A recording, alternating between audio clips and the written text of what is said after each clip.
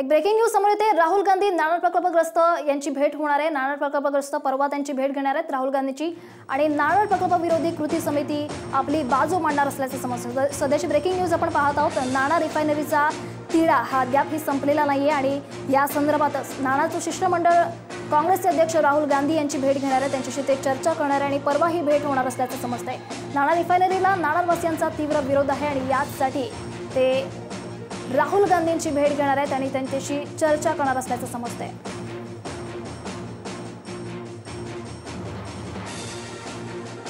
त्या संदर्भात अधिक माहिती जाणून घेणार आहोत। आपल्यासोबत आहेत आपले प्रतिनिधी वैदेही काणेकर। वैदेही, नाणारचं शिष्टमंडळ राहुल गांधींची भेट घेणार आहे, नेमकं काय होईल या भेटीत? निश्चितच नाणार विरोधी कृती समिती जी आहे त्यांचं शिष्टमंडळ जे आहे ते राहुल गांधी यांना भेटण्यासाठी दिल्लीमध्ये परवा जाणार आहे आणि परवा ही भेट जी आहे ती निश्चित झालेली आहे। राहुल गांधी विशेष म्हणजे काँग्रेसने महाराष्ट्रामध्ये नाणार विरोधी प्रकल्पाला जो आहे या गावाच्या ग्रामस्थांना जे आहे ते आपला पाठिंबा दर्शवलेला होता आणि हा पाठिंबा कायम आहे की नाही हा जाब विचारण्यासाठी ही कृती समिती जी आहे ती राहुल गांधी यांना भेटणार असल्याचं कळतंय। इतकंच नाही तर महाराष्ट्रामधले काँग्रेसचे अनेक महत्त्वाचे पदाधिकारी अशोक चव्हाण देखील त्या ठिकाणी त्यांच्यासोबत या दिल्लीमध्ये जाणार असल्याचं कळतंय।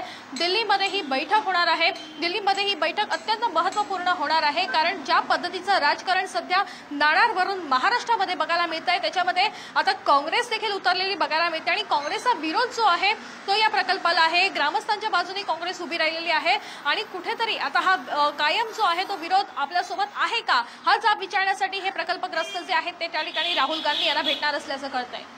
वैदेही, पण काय वाटतं एकंदरीत राहुल गांधींच्या भेटीनंतर हा जो नाणारचा तिढा आहे तो कुठेतरी सुटण्याला मदत होईल का?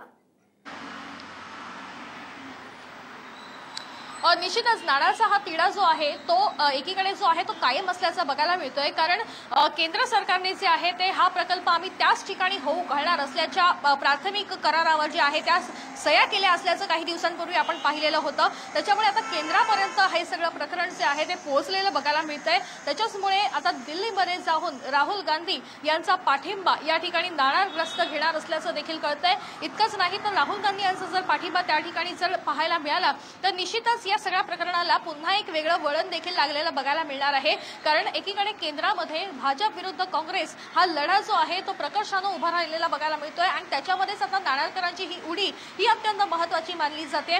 कोकणाचा हा जो भाग आहे हा तसाच राहण्यासाठी किंवा नाणार प्रकल्प हा रद्द करण्यासाठी अत्यंत प्रचंड असा मोठा हा लढा या ग्रामस्थांनी उभा केलेला होता आणि हा लढा आता दिल्लीच्या केंद्रापर्यंत जाणार असल्याचं देखील कळतंय। इतकंच नाही तर राहुल गांधी यांच्यासोबत जी आहे ती बैठक झाल्यानंतर हे नाणारकर जे आहेत ते धर्मेंद्र प्रधान यांना देखील भेटणार असल्याची देखील एक माहिती जी आहे ती सध्या सूत्रांकडून कळते। त्याच्यामुळे 28 तारखेला नेमकं केंद्रामध्ये काय होतंय, नाणार प्रकल्प जो आहे तो आता केंद्रात देखील गाजणार का या सगळ्या गोष्टींकडे लक्ष राहणार आहे। वैदेही, पण एकंदरीत नाणारवरून शिवसेना आणि काँग्रेस एकत्र येईल अशी शक्यता वाटते का?